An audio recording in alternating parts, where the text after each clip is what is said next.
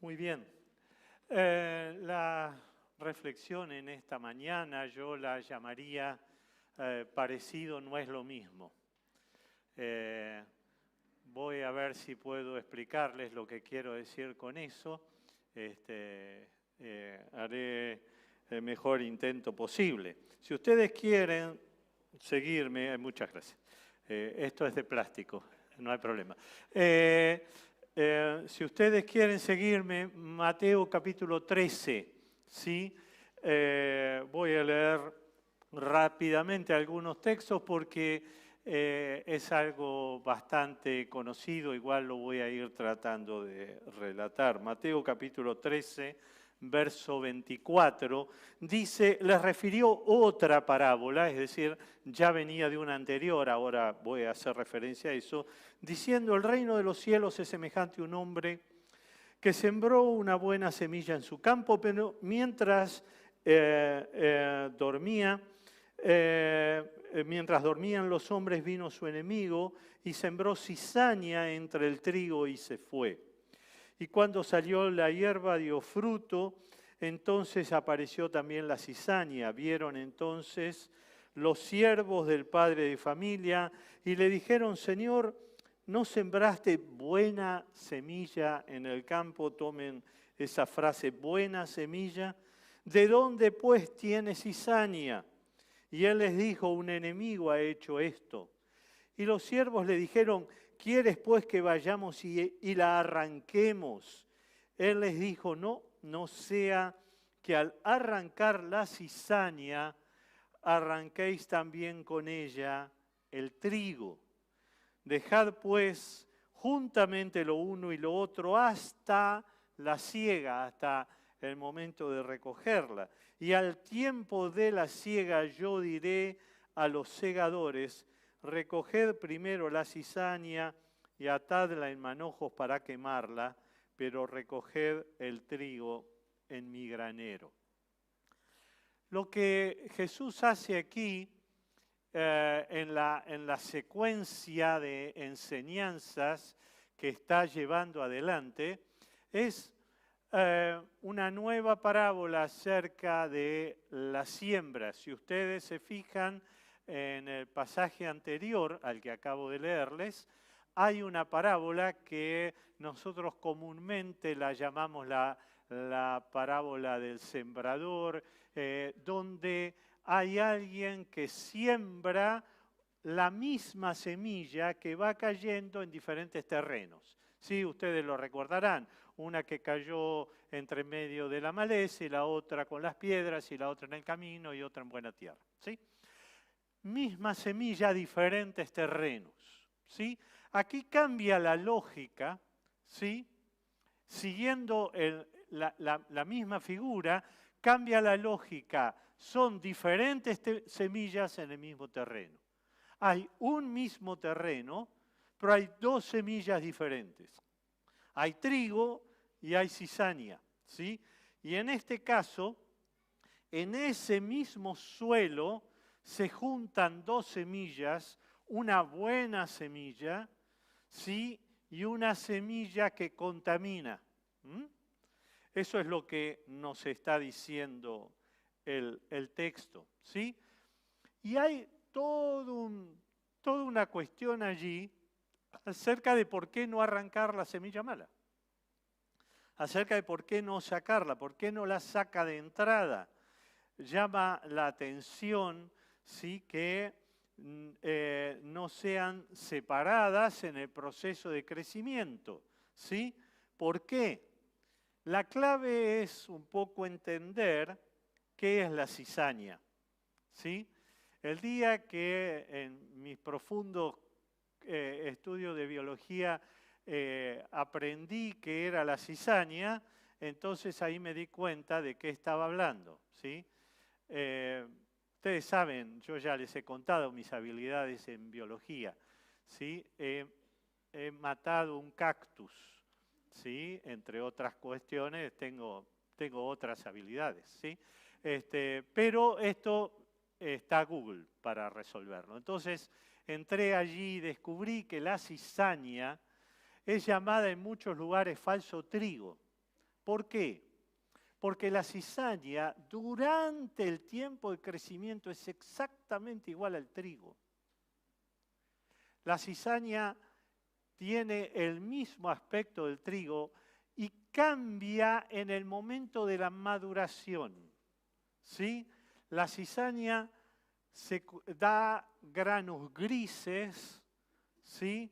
Mientras que el trigo da esos granos dorados que aparecen siempre en las películas románticas donde la gente anda andando en bicicleta. Yo no sé cómo hacen para andar en bicicleta en el medio de un sembrado. Evidentemente las películas tienen esas maravillas que yo nunca logro hacer, ¿sí?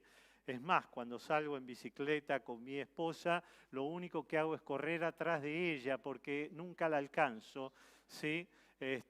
Con lo cual nunca le vi el sentido de romanticismo a eso de andar en bicicleta. Bien, fuera de eso, la cizaña, ¿sí? Es tóxica, además de que es distinta. Es venenosa, ¿sí?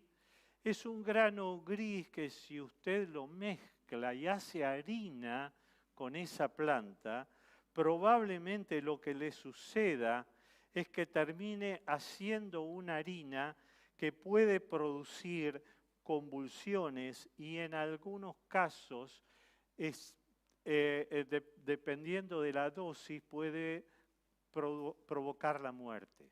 ¿Tá?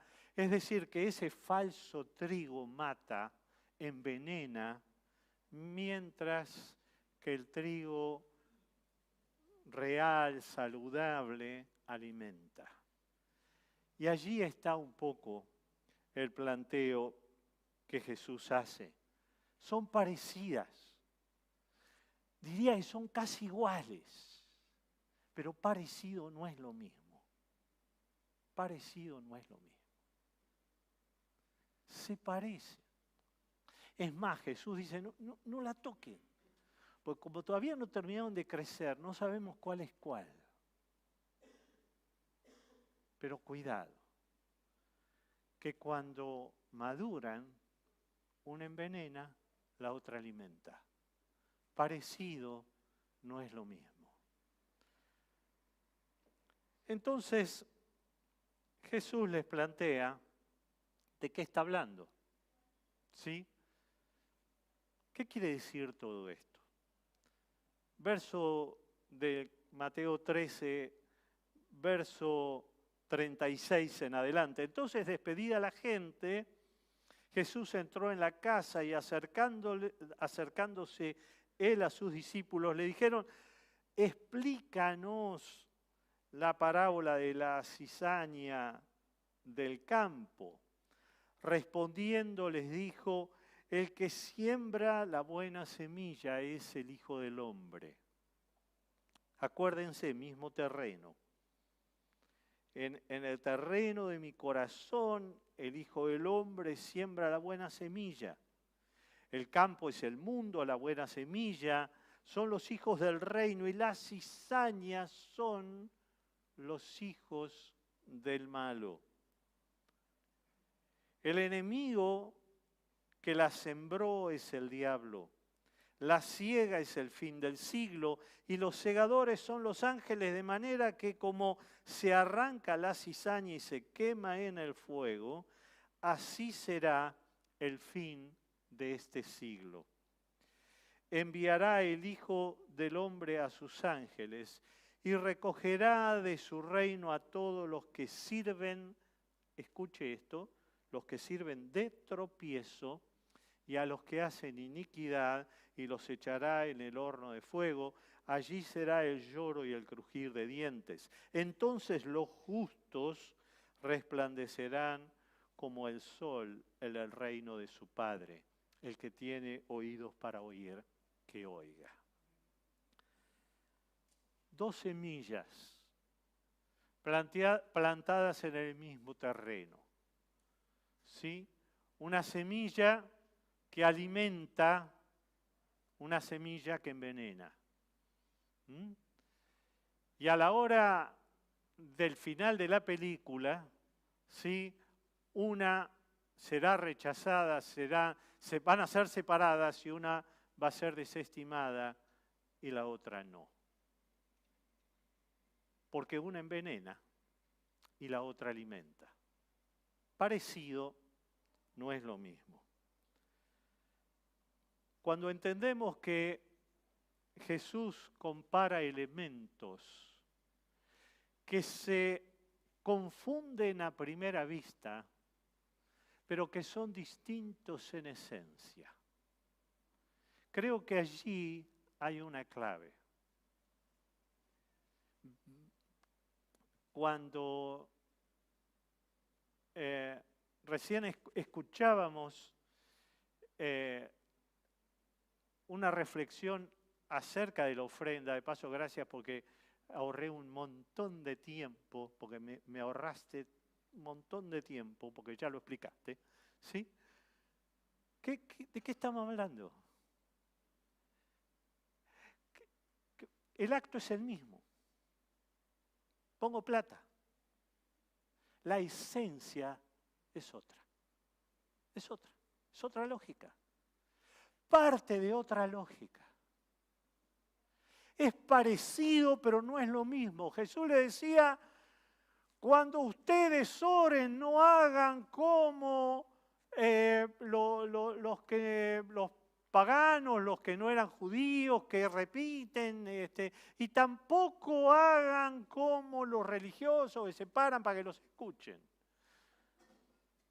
Ustedes oren, no les dice que no oren, dice que oren, pero la esencia de tu oración es otra cosa. Y es la esencia de tu oración, de tu ofrenda, y después en el mismo recorrido de enseñanza, allí en el sermón del monte, sigue el ayuno, ¿sí? Que cada una de las disciplinas espirituales que vivas, las vivas en esencia espiritual. Porque hace la diferencia.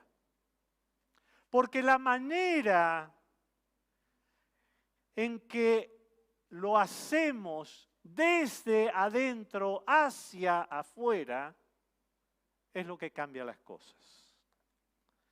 El trigo representa el desarrollo de la vida espiritual saludable, que crece, que fructifica y que se convierte en inspiración, que se convierte en alimento a favor de otros.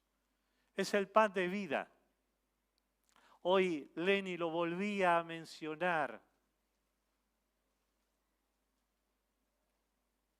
Pastor Norberto en el último domingo del año pasado hablaba sobre el hambre y la sed de la palabra.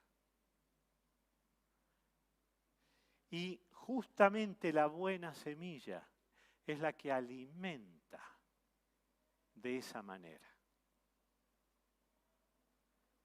El pan de vida alivia el hambre, el agua de vida alivia la sed genuinamente.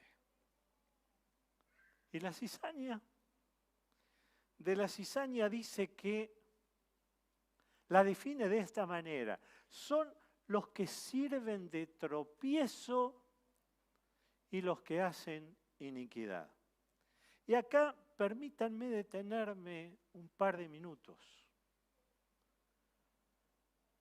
Porque uno diría, bueno, entonces las cizañas son los pecadores que andan por ahí molestando.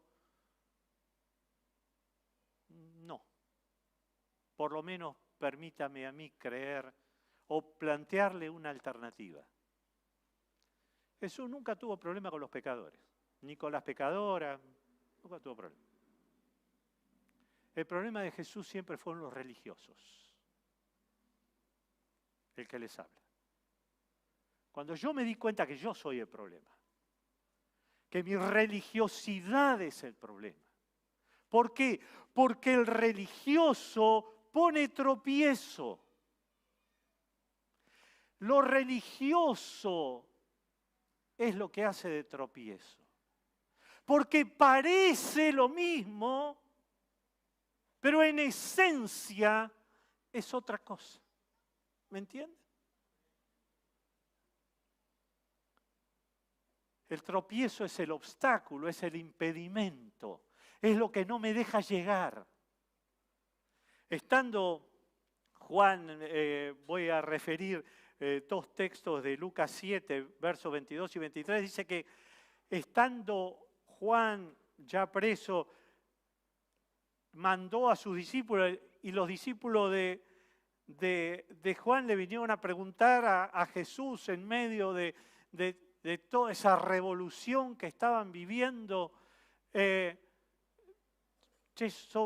Decían che porque eran argentinos. Che, ¿sos vos el que estamos esperando? Y Jesús contesta, regresen a Juan y cuéntenle lo que han visto y lo que han oído. Que los ciegos ven, que los cojos caminan bien, que los que tienen lepra son curados, los sordos oyen, los muertos resucitan y a los pobres se les predica la buena noticia. Y agregó, Dios bendice a los que no se apartan por causa de mí, le dijo Jesús. En la vieja versión Reina Valera 60, ¿sabe lo que dice? Bienaventurado es aquel que no halle tropiezo en mí. Jesús es un tropiezo. ¿Para quién es un tropiezo? Para la religiosidad. ¿Por qué? ¿Por qué Jesús contesta esto? Lo que Jesús les manda a decir es, díganle que hay vida, díganle a Juan lo que vieron y lo que oyeron. ¿Qué es lo que vieron y lo que oyeron? Que hay vida, que explotó la vida, que nació la vida, que resurgió la vida, que las personas oyen, ven, caminan, viven. Eso es lo que está pasando. Bienaventurado el que no encuentre un tropiezo en eso. ¿Por qué? Porque para la religión Jesús es el tropiezo. Parece una locura dicho de esta manera. Y mucho más en una cultura en la cual nuestra religión está basada en el nombre de Jesús. Pero parecido no es lo mismo, ¿vio? No es lo mismo. Y no estoy hablando ni de corrientes, ni de mucho menos de denominación. No, estoy hablando de vida. Donde hay vida, donde no hay vida. De eso estoy hablando. Los fariseos encontraban trabas en el perdón y en la libertad que Jesús proponía. Porque para Jesús era, vengan a mí y beban. Como todos, cualquiera. Que es lo mismo entonces ser bueno que ser malo. Ese era el planteo de los religiosos. ¿Cómo todo el mundo recibe? Sí, todo el mundo recibe. Los religiosos impedían, fastidiados, porque la religión se basa en la culpa, en la deuda, en el temor. Como debo y como me porto mal, tengo que tener miedo. ¿De qué? De un Dios que castiga. ¿Y cómo? Si sacamos al Dios que castiga, entonces esto va a ser cualquier cosa. Todo el mundo va a hacer lo que quiera y tiene que haber castigo. No. La lógica de la fe cristiana y de la gracia no es esa. No es que para que nos portemos bien tiene que haber castigo. Es que descubrimos algo tan maravilloso y tan transformador en nuestra vida que no tenemos ganas de portarnos mal. Esa es la diferencia. Pastor Germán hace unos domingos atrás hablaba de este pasaje, de esta mujer adúltera, ¿se acuerdan? Que decía, vete y no peques más, y él hacía la analogía de no te lastimes más, porque el pecado te lastima. Permítanme, sin intención de cambiar la palabra, decir respecto de la religión que los pecados, el pecado nos lastima y la religión nos envenena, porque nos mete en una lógica que no es la lógica de Dios, por lo menos no de nuestro Dios.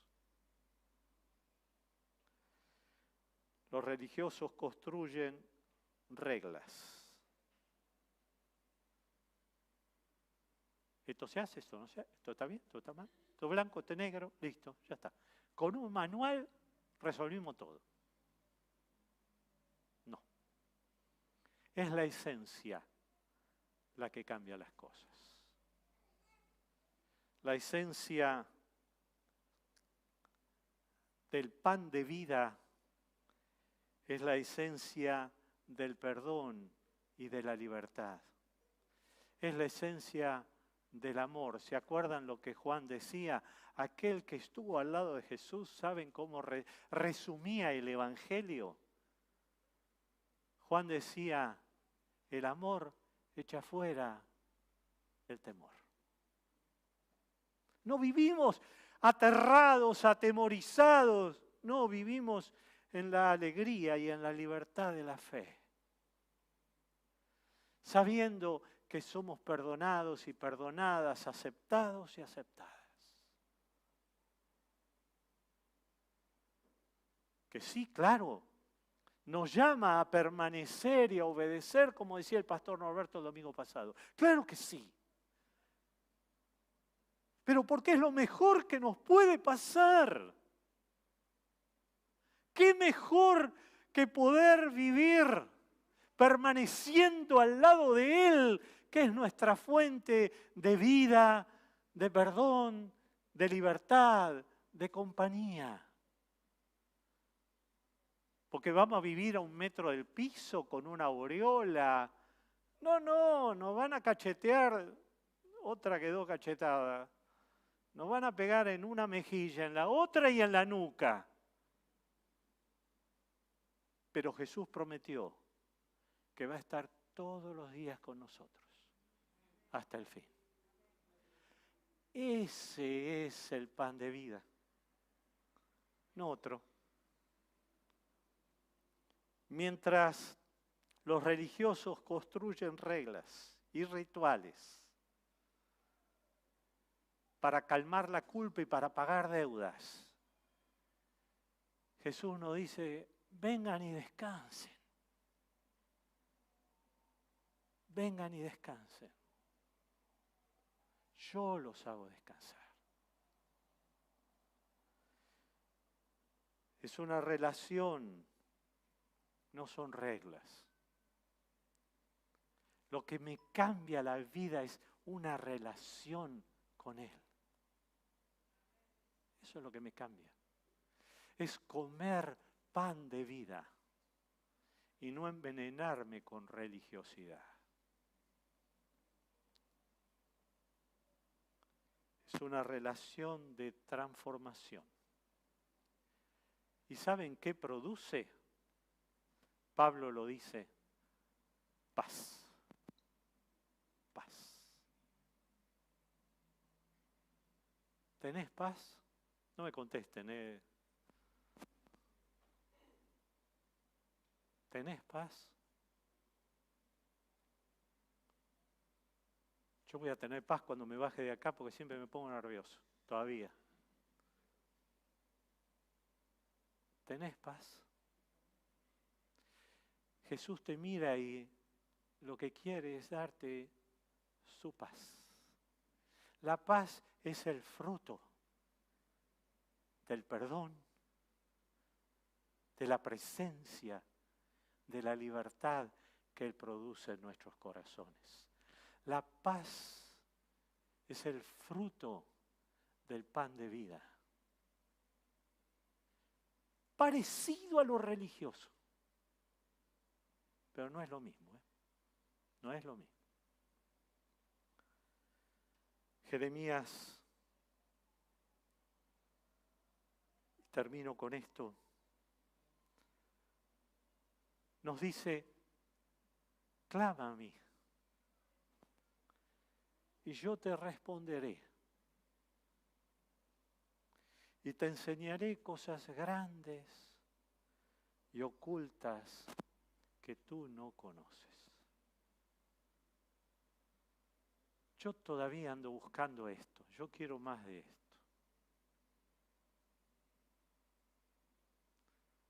Yo te voy a responder, te voy a dar cosas grandes y ocultas que tú no conoces.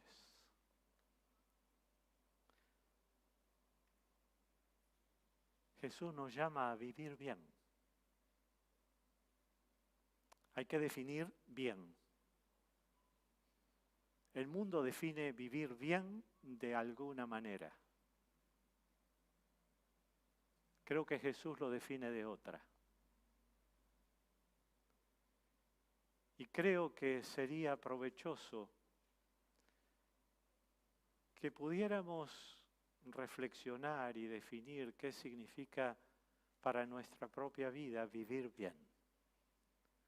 Jesús quiere que vivas bien y que yo viva bien. El pan de vida nos lleva a una experiencia de relación con el Espíritu Santo que nos lleva a la profundidad espiritual. Vamos a andar viendo querubines. No, la profundidad espiritual es la teología de la vereda de casa, es caminar todos los días, es andar en el subte. Ahí está la teología profunda. La profundidad espiritual se experimenta en la vida cotidiana. El pan de vida es desafío para nosotros. El pan de vida es transformación interior. El pan de vida es paz. El pan de vida es libertad. El pan de vida es esperanza. Jesús nos viene a ofrecer la buena semilla, el buen trigo, el buen pan. Yo quisiera recibir eso en esta mañana de parte de Él. Oramos.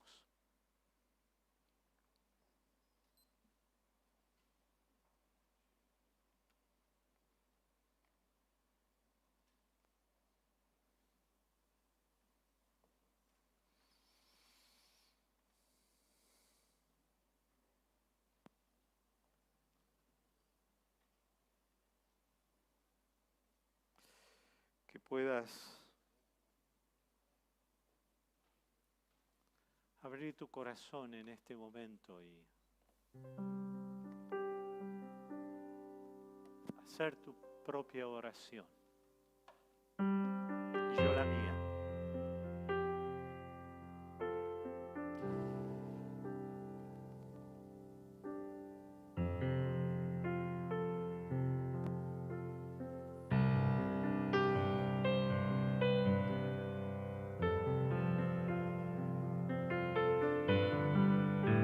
Dejar atrás las culpas, y no porque no las tengamos, sino porque Jesús nos invita a dejar atrás nuestras culpas.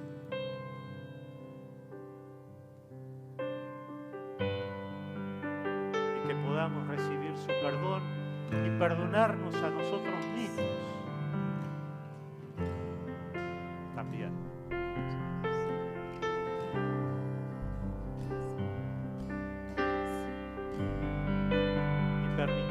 abrirnos a esa libertad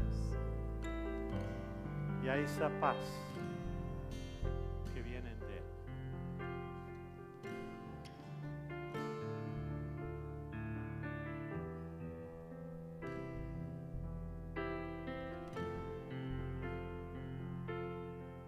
Yo deseo para mí y para vos en esta mañana que el Espíritu Santo nos inspire con las mismas palabras que desafió a Jeremías.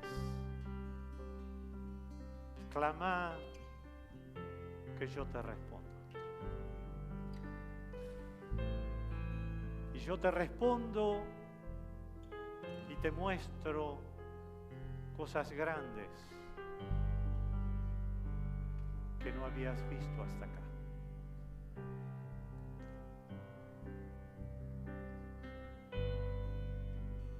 Que Dios te conceda esa gracia en esta mañana y me la conceda también a mí.